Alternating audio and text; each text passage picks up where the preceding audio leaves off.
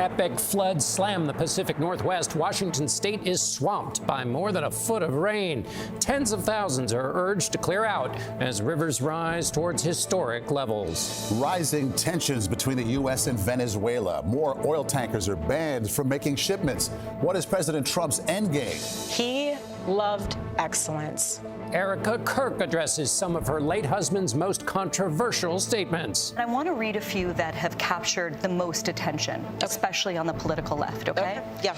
Terror at 15,000 feet. A skydiver's parachute gets snagged on the plane. Did he make it out alive?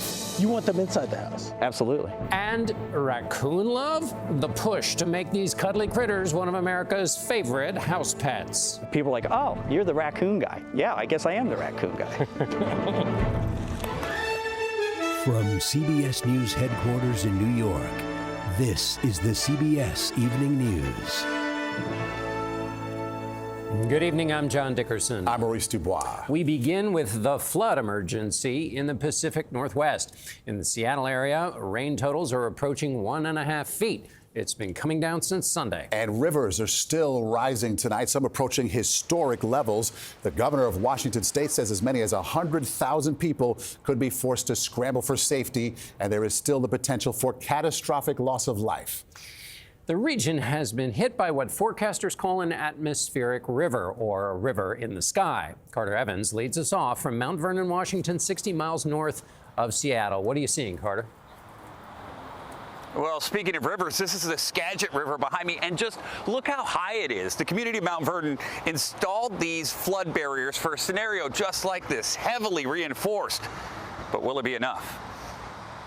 Catastrophic flooding across western Washington. The town of Hamilton in Skagit County was inundated with water, nearly reaching rooftops. More than a dozen rivers have hit major flood stage, trapping residents in their homes, submerging vehicles, and forcing road closures. Most of our rescues, we've had people sitting on the hood or the roof of their car out here. First responders are using boats to rescue stranded people. Tens of thousands have been told to evacuate before it's too late. We want to communicate to Washingtonians. This situation is extremely unpredictable. The Snohomish River already broke a record, cresting 19 feet above flood stage. 7-year-old Jocelyn Rosas choked back tears as she returned to see her home in Monroe underwater. The only clothes I got is just my pajamas. What's it like to see her like this? It's hard. It's hard because to explain to her why we moved over here was hard. Her father, Jose, told me they moved to this park 2 months ago after his wife was diagnosed with cancer. And it was a financial decision. You needed to save money for her treatment. Yes, we did that because of that, and now it's gone. Up to 300 National Guard troops have already been deployed, sandbagging and helping with rescues as the state braces for even more extreme flooding. Now, the river isn't expected to crest until tomorrow morning, and it is expected to break previous flood records, which means it could very well top this barrier. And that's one reason why businesses downtown have been sandbagging all day to block the water. Carter Evans, thank you. Lonnie Quinn's been tracking the storms there in the Northwest for days. He's here now with that and the next invasion of Arctic air. Lonnie. Okay, guys, I want to talk about the situation in Washington state because it's been raining straight for 5 days. Now, thankfully, the best news of all, tomorrow and Saturday, it really kind of tapers off. But unfortunately, Sunday, that atmospheric river is back at it. Let's go to the maps right now. I want to show you a projection. So the rain starts again, and it's Sunday, Monday, getting now into Tuesday. Let's go now into Tuesday. Then you're going to see Wednesday, even early Thursday morning, more rain. And that's on top of some huge totals. Quinault has already picked up 16.5 inches of rain. Skycomish has picked up 13.4 inches of rain. And you heard from Carter Evans how the rivers, the Snohomish River, is setting a record. It's forecast to crest tomorrow. What you didn't hear is by how much. It's probably going to break a record that's been in the book since 1990 by not an inch or two, by about a half a foot. That means river water from the Snohomish will go places that river water has never been. Thankfully, the Snohomish, by the time you get to Saturday at some point during the day, it should go below flood stage. Unfortunately, gentlemen, I think it's going back there as we push into next week. Boy, they need a break. Okay, Lonnie Quinn, thanks so much. The Trump administration turned up the heat on Venezuela's dictator yet again today. The Treasury Department put new sanctions on several family members of Nicolas Maduro, as well as 6 oil tankers it says have been used to fuel Maduro's narco-terrorist regime. U.S. forces yesterday seized a large oil tanker, and Charlie D'Agata has the update. New details tonight about the tanker seized Wednesday when U.S. commandos boarded the ship carrying millions of dollars worth of oil. That ship, the Skipper, is now headed to a U.S. port. It was among a group of tankers CBS News saw last July near Malaysia, part of a so-called dark fleet that transfers sanctioned fuel at sea. Sources say the administration plans more seizures. We're not going to stand by and watch sanctioned vessels sail the seas with black market oil, the proceeds of which will fuel narco-terrorism of rogue and illegitimate regimes around the world. Nevada Democratic Senator Jackie Rosen disputes the administration's motives. The president is trying to get us into a war. What is the purpose of this war? Seems to be, does he want the oil? Does he want to stop it? We don't know what he wants. Venezuelan President Nicolas Maduro called it an act of piracy, while his top critic, Nobel Peace Prize winner Maria Corina Machado, speaking from Norway, called Venezuela a criminal organization. This has turned Venezuela into the criminal hub of the Americas. Machado made it to Norway after being evacuated out of Venezuela, where she was living in hiding in a daring 16-hour secret mission. According to the Wall Street Journal, she wore a wig and a disguise and passed 10 military checkpoints. Then a harrowing 13-hour boat ride, captained by former Special Ops soldier Brian Stern, who spoke with CBS's Lilia Luciano. It was dangerous. It was scary. The sea conditions were ideal for us. That's why it was advantageous to us. The higher the waves, the harder it is for radar to see. That's how it works. Machado was trying to get to Norway in time to pick up her Nobel Peace Prize, but missed the ceremony yesterday, and her daughter picked it up on her behalf. But Machado is reunited with her kids for the first time in 2 years. Charlie D'Agata from Washington, and thank you, Charlie. Now to the scandal that's shaken college football. It was already big news when the University of Michigan fired their head coach, Sharon Moore, accusing him of having an inappropriate relationship with a staff member. But CBS's Jerika Duncan reports the story has taken a darker turn, with Moore now under arrest. New 911 audio reveals details about the chaotic moments leading to the arrest of Sharon Moore, the former head coach of the University of Michigan football team. We're a victim here. He did put a knife to his throat and ran out. Dispatchers sent police to an apartment complex where the victim detailed an encounter with Moore, who was allegedly carrying a knife. Where there's a male at the location and the house attacking her. State's been stalking her for months. Tonight, Moore, a 39-year-old husband and father, will spend another night at the Washtenaw County Jail, 4 miles away from campus. Authorities tell CBS News no charge information will be released until Moore's arraignment Friday afternoon. We're going to spend a lot of time figuring out what happened in that hour or two after Sharon Moore was fired, before he was detained by police. Moore was fired Wednesday with cause, according to the school's athletic director. They said Moore, quote, engaged in an inappropriate relationship with a staff member. Well, I was completely and totally shocked and bitterly disappointed.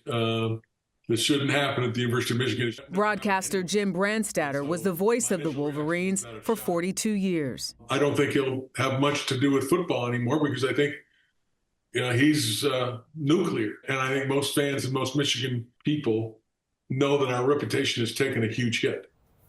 In 2024, the Wolverines won the national championship, but with success came scandal. The team paid tens of millions in fines and faced suspensions for allegedly spying on other teams and stealing signs. As for this recent firing and arrest, we reached out to Moore and his family and have not heard back. Okay, Jerika, thank you. Thank you. Now more of the top stories from around the world in tonight's Evening News Roundup. Kilmar Abrego Garcia was freed from immigration custody a short time ago. The Maryland resident was mistakenly deported to his native El Salvador before being returned. And today, a federal judge ordered him released, saying the Trump administration had held him for months without lawful authority. A spokesperson for the Department of Homeland Security vowed to appeal the judge's ruling. Tyler Robinson appeared in court in person for the first time today. He's accused of assassinating Charlie Kirk in Utah in September. Robinson's lawyers asked the judge to ban cameras from future court appearances. We will have more on the CBS News town hall with Kirk's widow, Erica, a little bit later in the broadcast. And a doorbell camera captured a devastating explosion south of Oakland, California this morning. 6 people were hurt and at least 3 buildings were damaged or destroyed. Pacific Gas and Electric says it received a report that a contractor had damaged a gas line before the explosion. Still ahead here on the CBS Evening News, luxury cars, private villas. A CBS News investigation shows how fraudsters in Minnesota spent hundreds of millions in taxpayer money. And later, how do you feel about raccoons? Some call them pests. For others, they're the perfect pets.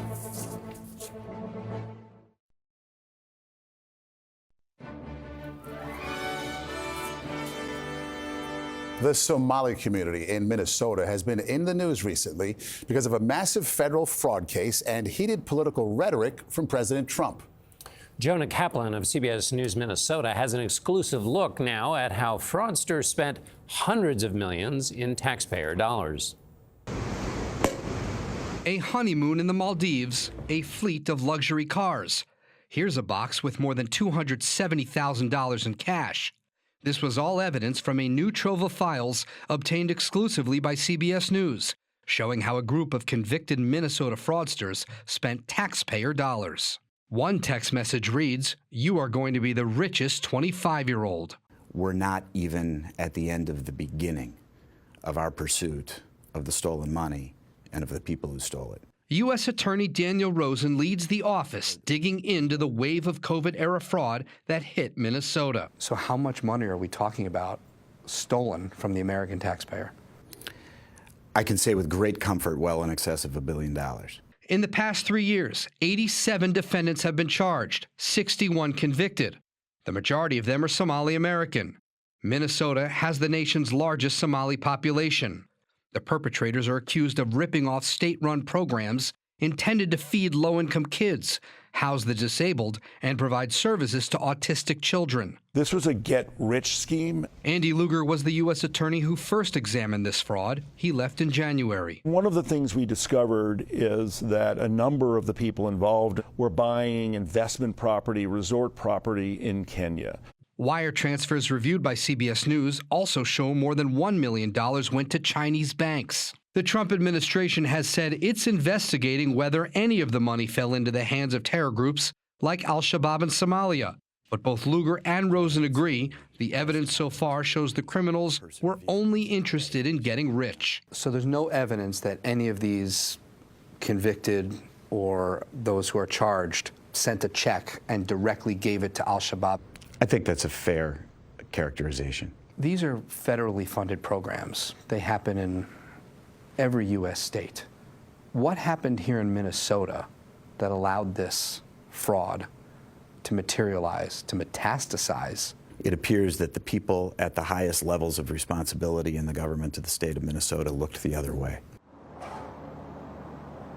A spokeswoman for Minnesota Governor Tim Walz tonight tells us that fighting the fraud, it's his, quote, top priority, and fraud is something that happens in states red and blue.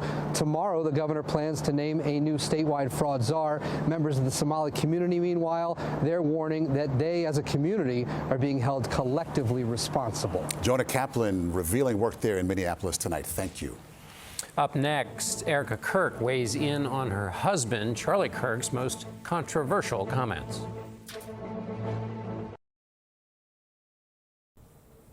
We have more now of our CBS News town hall with Erica Kirk, the widow of assassinated conservative commentator Charlie Kirk. Our editor-in-chief, Barry Weiss, asked Erica Kirk about some of the controversial statements that her husband made. One of the things that has happened over the 3 months since Charlie was murdered is that people have gone through the thousands, maybe tens of thousands of hours of words he produced. He said more in 31 years than most people will say in a lifetime. Yes. And I want to read a few that have captured the most attention, especially on the political left, okay? Yeah. Some gun deaths were, quote, unfortunately worth it to preserve the Second Amendment, he said. Acknowledging that he wishes he didn't feel this way, he said, "I'm sorry, if I see a black pilot, I'm going to be like, boy, I hope he's qualified." He said the Civil Rights Act of 1964 was a mistake. Now, I realize that all of those quotes come from longer conversations that he had on his show. Correct. But he did say those things. And Charlie is being memorialized by many people as a person who promoted civil discourse, as a person who said, come to the front of the line, let's have a civil conversation. How do you square that with the statements I just read? I would love for everyone to be able to watch the full and entire clip of what he said. Charlie didn't care what skin color you were. He didn't care what religion you were. He loved excellence. He loved knowing that people, his favorite word was earn. He loved knowing that people worked hard to earn what they got. He worked so hard to build Turning Point USA. The first statement you meant about guns and shooting, I have no idea the context of that, and I have no idea that whole, there's a lot more there than just that one little sentence. My husband is not to be deteriorated to 2 sentences. He's not. He is a thought leader, and he was brilliant of a man. So that's fine if you want to take words out of his mouth or out of context without the whole thing in perspective. But that's the problem. CBS News presents a town hall with Erica Kirk, moderated by Barry Weiss. That's Saturday, December 13th at 8 p.m. Eastern, only on CBS. Up next, the push to make pet raccoons a national trend. President Calvin Coolidge and First Lady Grace Coolidge had 2 pet raccoons during their White House years. They would be Rebecca and Reuben. He ran away. She ended up at the zoo. It's illegal now to own raccoons in Washington, D.C. But as Dave Malkoff reports, the list of places where it is legal could expand. Elvis, Rufus, Ernie, and Georgia are just some of the raccoons hanging out at Stephen Casper's house. Crunch berries. He's left them some Cap'n Crunch. They'll clear a couple bowls of this stuff a night. And shoveled a path to help him out. Tell me about the first time that you knew that a raccoon was trusting you. Oh, so that was Robbie. The second Robbie raccoon ate his first marshmallow, it was on. They literally would sit on my lap. At one point, we had 5 moms, 22 babies up here at once. I'm like, this is a lot. Outside, in the clearly marked raccoon crossing zone is one thing. You want them inside the house? Absolutely. But in at least 32 states, pet raccoons are illegal, including here in Kansas. So Casper wrote a bill raccoon ownership to change that and got it in front of state lawmakers. They're incredible companions. They are very smart. Across the state line, Aaron Woodeel from the Missouri Department of Conservation thinks raccoons should stay outside. When you confine an animal like that to a smaller space, it's just not well suited for them. To have a little bitty guy like that stare into your soul, holding your hands. With his own hands, with his own human hands. He will not let you go. If Casper's bill passes, he wants 2026 to be the year of the pet raccoon nationwide. Dave Malkoff, CBS News, Lenexa, Kansas. All it takes is some marshmallows and Cap'n Crunch, right? I'm not worried about the hands, it's the teeth. The whole thing. Legislature's supposed to vote on that bill next session. Have a good night.